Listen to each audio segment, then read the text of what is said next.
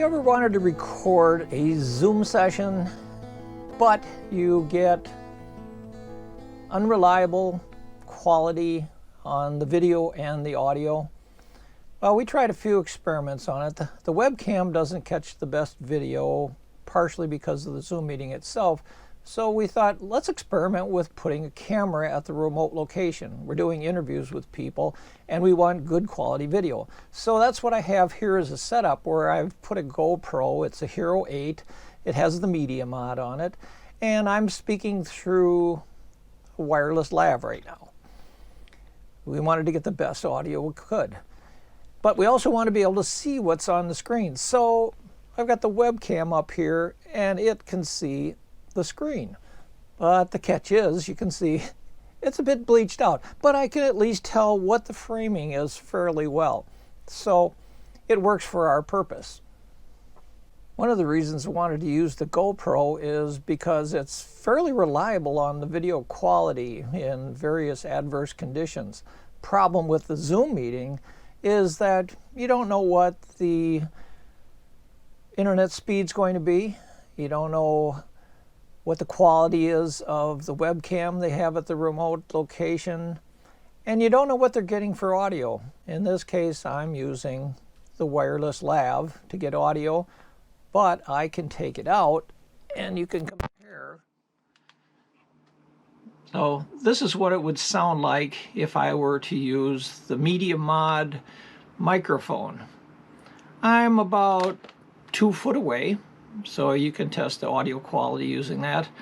But we found that the lab worked much better. I also did audio tests using just the GoPro camera itself, the internal microphone, and that worked almost as good as the Media Mod. So in some cases we thought better. One thing we have found with plugging in, if you don't have it plugged in all the way, you may get no audio. So you got to make sure it's securely seated. You want to maybe make sure that the detects that you've got an external microphone, and watch out for external interferences. Other than that, it works very well. And here's one thing you need to be aware of, that the display may go away when you're recording. You know, you just have to touch the screen to be able to do it. I'm also recording with a GoPro 9 up above here. An advantage to that is you have the front-facing screen. So now if you use a GoPro 9, the person at the far end could actually see themselves. So you could frame the picture so their face is in the screen in the proper location, so it's not way down here or way up here. So you want to be able to frame it properly.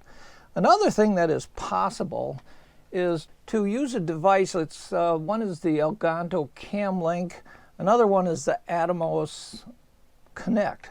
In this case, I'm using the Atomos Connect. And now what you'll do is use the GoPro like a webcam, but not exactly. It's really what you're going to do is you don't want to use the GoPro webcam app because now you can't record. In this situation, I can. What I'll do is I'll plug in this, it's called, and it's a thin micro HDMI connector. It's not just a micro, and that's what you need for plugging into the back of the GoPro here.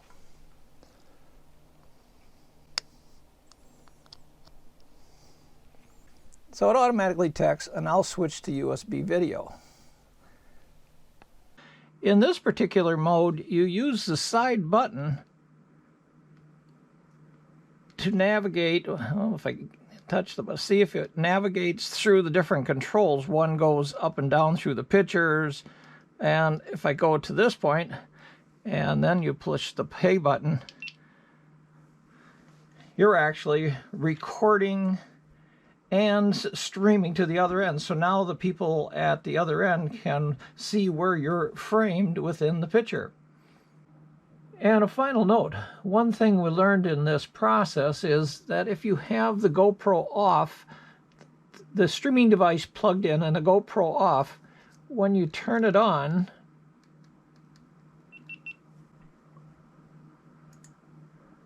and select the USB video device, it goes to this screen. On the flip side, if you have the GoPro turned on and then you plug in the HDMI streaming device,